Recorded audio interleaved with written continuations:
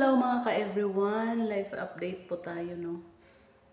Hmm, okay lang ang aking work.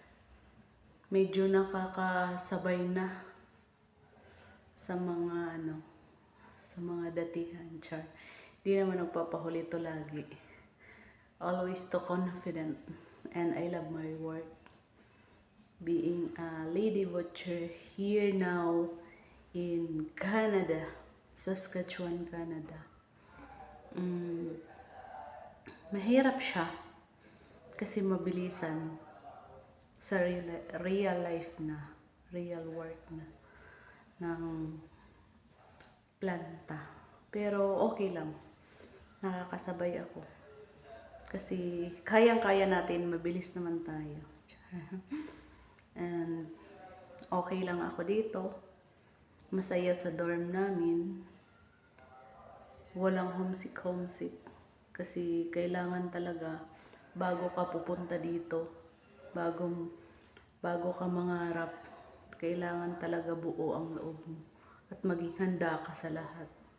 Kasi hindi mo alam yung madadatnan mo, makakasama mo. Kaya always be ready.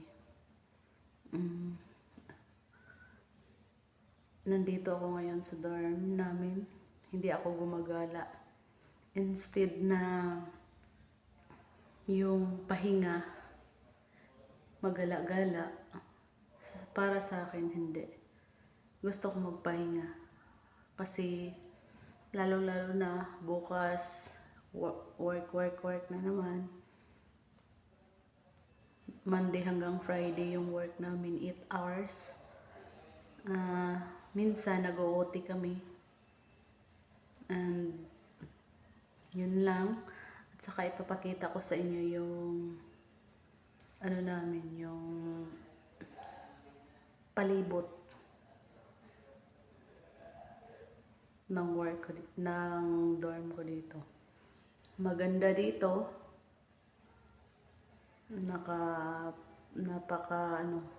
Sa ngayon kasi maganda yung sikat ng araw. Maganda yung yung weather. Summer na kasi dito.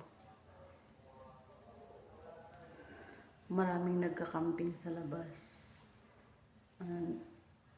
Kaya ingat-ingat lang tayo, guys. And maraming salamat pala. Yung mga pangarap ko noon na hindi ko inasahan, na ngayon andito na pala ako sa Canada bilang isang lady watcher. O, diba? Masama ang mangarap ng mataas. Pero kailangan mo talagang pagsumikapan. Isa akong high school graduate sa Pinas. Pero nagsusumikap ako na maipasa ko yung IELTS ko. At nag-band 5 ako. At nagsusumikap din ako na mag-apply dito sa employer. Diyan sa Manila pala. Hanggang nakarating dito. Kaya laban lang tayo. Pakita natin yung hindi naman yung galing, pero yung best. Para yung mga katrabaho natin maging masaya sa atin. Para hindi tayo behind din sa kanila. Kaya laban lang.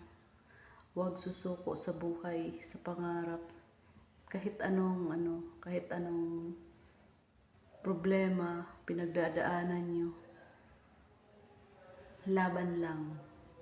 Kayang-kaya. Yung lahat, kaya. Pero medyo masakit na yung kamay ko. Ito yung kamay. Na siya. Bali, 3 weeks na kami sa work. Namamaga na yung kamay ko. 2 kamay. Yung mga balikat ko. Hindi sa pagbo-butcher, hindi nakakapagod para ka lang nag-gym dito. yung trabaho mo para kang nag-gym dito. At hindi nakakasakit ng kamay, sa totoo lang. Ano ang nakakasakit ng kamay? Yung mesh glove. Yun talaga at sa sobrang lamig. Yun ang nakakasakit ng kamay, hindi yung trabaho. Pag ini-enjoy mo yung trabaho mo, kayang-kaya.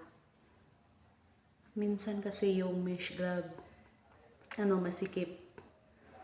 Tapos lagyan mo pa ng lagyan mo ng gloves, na plastic gloves.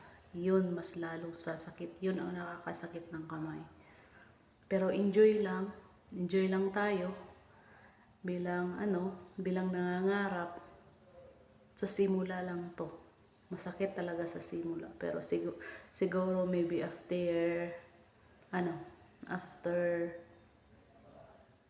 month, makaka-recover ka na. Masakit pa rin. Okay lang. Kayang-kaya naman.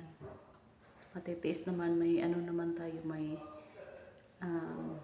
yung tawag namin, epicacent. Yun, laban lang.